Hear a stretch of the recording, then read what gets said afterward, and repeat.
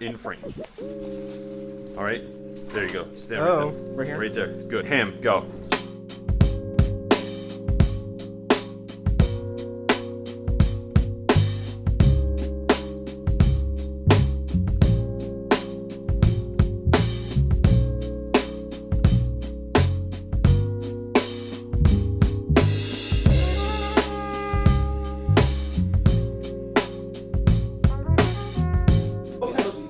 What? It is out of the corner. How is the world? The world? They're doing great. Look at them. I know, I can see they're doing well. I mean, that guy's wearing his pajama pants right now, but, you know, no judgment. How's your life? It's on and off. Okay. How's the class? They're good. I just got an A on my project. It was got 92 out of 100 points. That's all you can only pull off a 92? I mean, seriously. I mean, I tried to get 100, but Couldn't get a 95 at least? yeah, that would have been better. I'm just saying. Do you see, we're having a conversation on camera right now. Please, shut up. I didn't realize you were. That's his feelings hurt. He really got his feelings hurt by that. I'm gonna have to hug him later. Thorne, have a great day today, all right? All right, you too, Reynolds. Later.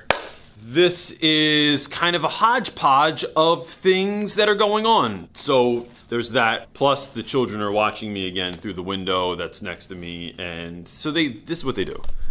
This is the computer lab, and the top, I have paper over these doors, but you can only see through the top, like, because the paper wasn't long enough, and now all the kids stare through there when I record stuff, but white hair, don't care. There's been a lot going on. We did The Wife for Life and I, AKA Not So Secret. What? I'm recording. You want some of this? All right, so they're everywhere. They never go home. Teachers, if you are going to teach high school one day, one of the things you should know is that the kids don't ever leave. They don't ever want to be in school, but they never want to leave school either. Got on a flight to Chicago, hung out there for a while. They changed our gate like 97 different times. We had to move all over the place. It was one of those flights where you get on the tarmac, and then they realize they have to do something to the plane, and then you're sitting there waiting for a long time. I feel like this is crooked. Then there was an incredible amount of fog in Chicago, which kept us there for a very long time, but we finally made it to Chicago. And we went out and we got dinner. You know, parents, those of you that don't have babysitters and you can't get out to have dinner all the time. And then when you finally get to go out to have dinner, you're like, oh, this is the greatest experience of my life. But then you still eat your dinner within the 25 minutes that's on your table because you eat super fast, because that's how you do when you're a parent. So first day in Colorado, my mother-in-law drove up from New Mexico and my sister-in-law Clara, and they hung out, and it was really great because we haven't seen them in like 4 years.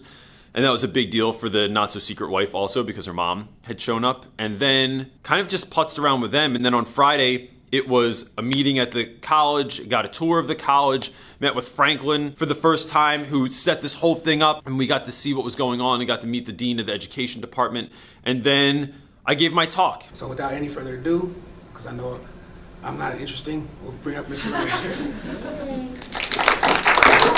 This is the best piece of advice I got in college, which was don't wait to be the teacher that you dream of being. And it looks like, I think that when you stop and learn who your students are, that really transforms everything. You know, when you learn someone's story, right? Anybody, their life takes on a different meaning, and you know, the homework doesn't become as important as the student does. But you also start realizing that, like, any of these dudes that are up here, just creating these relationships, it can have change that I can't even like explain how amazing and how like night and day that can shift your classroom. And when we get done, I tell them things like, I want you to know before you get up and move around and start packing your stuff up, that I really care that you're here. That it's actually a really big deal. Every day when you walk in my door, it makes me happy to see you show up to school. And a lot of kids don't hear that, right? And not just my guys, I think students in general. When you think about when you were 14 and 15 years old, how much adults actually talk to you or like what they asked you about helps kids learn how to have real conversations and work things out instead of just being aggravated about whatever it is that's going on. If you want to get to know your kids, if you want to create real relationships, if you want to have real conversations with kids, I think creating a space where kids actually want to be is huge. I have kids in my room that are waiting when I show up at school every single day outside of my classroom, and my classroom is literally filled. Even when I'm teaching class over here, I have dudes that like are on study hall or have senior study that are at my desk, or they're at the back of the room, or they're sitting on the couch. I also try and fill my room with books. I'll order any book for any kid. I don't care what you're reading, I just want you to read more. when you're getting to know your students, when you are creating a classroom where people want to be, when you're getting to learn what your kids are interested in and then learning how to teach through that lens, what that does is it creates a community in your class where the kids are not only excited to be there, but they're excited to be around one another. I'm not gonna put the whole talk on here because you know what? I thought about it, and one, the audio is not that good. Two, I kept walking out of frame because I couldn't see myself and I wasn't paying attention to the camera. But where we had it set up, I kept walking out of frame. Three, I want to come to your school and give this talk. So, you know, I've been hit up by a lot of people on YouTube and Instagram about wishing that they could have been there. If you are at a school, you should hit up a professor. You should talk to the dean. You should ask around and see if maybe I could come and speak at your school. I'm down to speak anywhere. I have a couple of dates coming up where we're trying to work something out. I'll be speaking at St. Joe's, and then I'll be at the ISTE conference with my friend Darren in June in Chicago, and a couple of other things I'm still negotiating with folks for.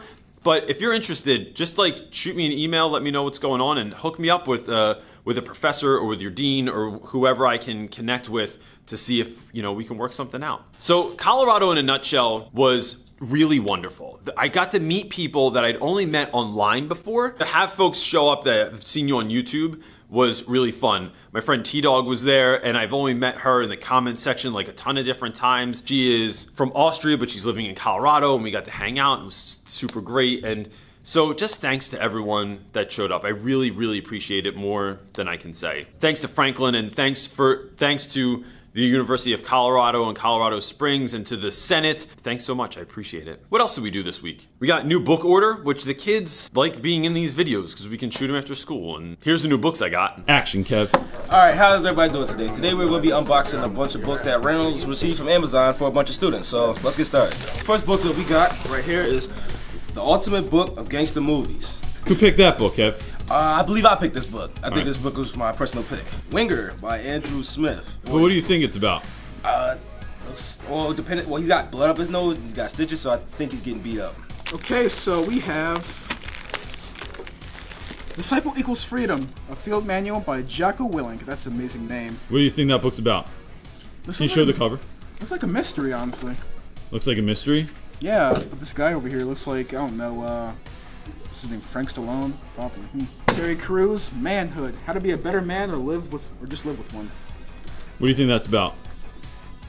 This is a memoir by Terry Crews. Do you know who Terry Crews is? Yeah, amazing guy. Okay. The Miraculous Life of Steph Curry, Golden, by Marcus Thompson II. And lastly, we have Black and White by David McCulley. It's like one of those ink blots they show you in therapy. Wait, what does it look like? Like those ink blots they show you when you're going crazy in therapy. Like, what is this? Is it a butterfly? This is an African tribe, but yeah, let's put this there. All right, go. You already know, it's your boy Grandpa Hammerlamb. We about to open these books for Reynolds. See what he got. Make sure you talk loud. You messed it up. Did you just drop all my books? Maybe. All right. We got Gorilla Mindset. It's two gorillas and a brain in the middle. Personally, I think this is about maybe your state of mind, a good state of mind, that I'm not at. That was dark. Then we got The Epic Classroom. How to boost engagement, make learning memorable, Ooh, and who ordered transform that lives. book? Who did order this book? Did you order that book? I'm pretty sure I ordered that book. Oh, you did? That's it. Yeah. Sad face emoji. Oh. Yeah, maybe just walk away. So we have A Long Way Down by Jason Reynolds, not Mr. Reynolds, That's because great. He is Mr. Reynolds. he can never write the type of, That book was by Mr. Reynolds. but not the original ones that we all know. How do we know? Anyway, moving on. I think it's about A Long Way Down, an elevator, because they show our elevator buttons. So there you go. Mitchell Vey, Michael. Mitchell, whatever. We're moving pretty fast here, so it's Okay. kind of whatever. We have a mystery crate. I know it's full of books, but what they're about, we're about to discover. So, let's get this thing open. Don't stab yourself. This, no way. We got Miles Morales, Ultimate Spider-Man. I'm taking this. Why the Spider-Man book? Okay, so for one, it's by Jason Reynolds, and his work is it's amazing. But also, it's Spider-Man. It's also the first Black Spider-Man. Like, come on, man, it's amazing. Yeah, The Amazing Spider-Man? Yeah, the amazing, well, no, the ultimate Spider-Man, but you were close though. All right. This book is The Thank You Economy by Gary Vaynerchuk. I think this book will talk about how about all the hard times, like no matter how many hard times you have, that you still got to move on from the hard times and like make yourself become something better than you once were. So like, it's to like upgrade from what you were before and make yourself a better person in the world. And say thank you. And say thank you. Okay. This book is barking to the choir. We're not sure what this book will be about. Maybe it's about trying to like redeem yourself for the sins that you made when you were like younger and you didn't like really know like what the society had for you. But then like as you grew up, you got better in expressing yourself, and maybe you were insecure at first, so you decided to like try to make amends for who you were before, because before you may be insecure and you didn't know like how to express yourself in a way that everybody would accept you. We also, before I left, we had a conversation about, we matched up a scene from Fight Club, the Chuck Palahniuk book, and then we matched it to a scene from Night. And we were talking about, so even if you don't teach this book, I think there's something in this for you. There's a scene in the book where Ellie is walking by the gallows and they'd seen people get hung that day while they were at Auschwitz. That evening, he said that his food tasted better than it had ever tasted before. And the kids had a real hard time like wrapping their head around that. So I showed them this scene from Fight Club. And at the end of that, I really love that Brad Pitt points out that tomorrow, Raymond K. Hessel's breakfast will taste better than any breakfast you and I have ever had. It will be the greatest day of his life. I'm not saying that that's what happens after a violent incident all the time, and I'm not trying to glorify that moment, but what I'm trying to say is that there could be this connection between like knowing the sweetness and the shortness of life, and then knowing how that can like make things, it makes you more grateful for the things that you have. The thing that anyone can take away from that is that when you can take things that the kids already know and connect them to the things that you want them to learn, works. And for me, I always think in movies. Everything reminds me of a movie line, it reminds me of a song lyric. And so that's where I pull from naturally, just because that's what I'm interested in already. But you could do that with anything. You could be real into sports. Maybe your students watch whatever kind of TV shows, and I'm always saying this over and over again, but I just think that it's that important. I think that you should pull from your strengths, think of the things where you're already interested in or what your students are interested in, and bring those together to try and get the lesson across to them. We spent the whole day yesterday. So yesterday was my first day back, and we spent the day talking about the shooting that happened in Florida at the school in Florida. I had a lot of people ask me why I would do that, why I would talk about that in school. And I think it comes down to noting things that are going on in the world that are atrocities, that are really horrific acts. And one, letting kids know that like it's okay to feel a particular way about something, even if that feeling is you don't particularly care and it didn't hit home, and then giving space to talk about that in class so we can see like, why are you feeling that way? Why does it not bother you? Why do you not think it's that big of a deal? And for the kids that it really did hit home, the kids that have experienced violence in their lives, that have lost someone, especially to gun violence, it gives them a space to talk about that too, because inevitably these instances, they hit home with a lot of us because we've dealt with something like that. We've lost someone, or you have a child, or you are a teacher. Like those, that hit something in you, and giving that space in class to just talk about it. And some of the classes, we just chalk the lesson for the whole day. We just talked about this. And I think that's doing a couple of things. Like I said, one, I think it's honoring the folks that were there. It honors the heroes. It honors the folks that were lost. And we are not just dismissing it and letting it go by the wayside. We are taking a minute and we are pausing, because in this world where information moves so quickly and news has to be so fresh all the time, that story gets pushed out, and we really only have this moment to talk about it before the next thing happens. So we paused for the day, and we talked about that, and we talked about how that made kids feel and how they felt about gun violence, and what they felt about anything that they were thinking of, whether that was gun laws, or the kids brought up that why do a lot of these shootings seem to happen in certain types of schools where there's like in more affluent districts, or kids ask things about how are we safe? What do we do if something happens in our classroom? What do we do if something happens in our school? Have all the things in place, right? Like all those emergency things are in place, but like when it really goes down, kind of what takes place in there. And it was good on a lot of levels. Kids brought up things about like mental health that they were wondering about. They brought up bullying. They talked about, shared their own stories of bullying. They shared their own stories of like wanting to get revenge and like fight someone after school that had kind of dissed them. And we didn't come to any conclusions. And that wasn't my plan at all. The idea there is always to create a safe space for kids to share what they're thinking and feeling, and then helping each other work through that. Doesn't mean that I have any answers, doesn't mean that I can make you feel better, but I think just getting that stuff out, it doesn't own you anymore. That fear doesn't encapsulate you, especially young men that like they have to hold it in. There's this, we all know that there's this stigma that a lot of times we deal with male students where they feel like they have to just hold all the hurt in. They can't be afraid, they can't be scared. And so giving them space to like kind of talk about that, explore that idea, and then share whatever they want to share is super powerful. So if anyone, for all of you in Florida, I don't know that anyone from that particular school watches this channel, but just know that like people that you don't even know, that you never met before in your life, are hoping and praying for you. And then freshmen did declamations, and those sounded like this. Step closer. There you go, whenever you're ready. Senior Antonio. All right. Senior Antonio. Signor Antonio. Senior Antonio, many time, often reality, you have rated me my monies and my uses. Still I bought it with a patient struggle. For sufferance is the badge of all of our tribes. And spit upon my Jewish gabardine, if that is which my own. And you say, Shylock, we will have monies. You that violate your rum upon my beard. To be fish at all. If it will feed nothing else, it will feed my revenge. He has disgraced me and hindered me $500,000. Laughed at my losses, mocked at my gains, because I'm a Jew. And what is his reason? I am a Jew. Hath not a Jew's hands, hath not a Jew's eyes, organs, dimensions, senses, passions, affections.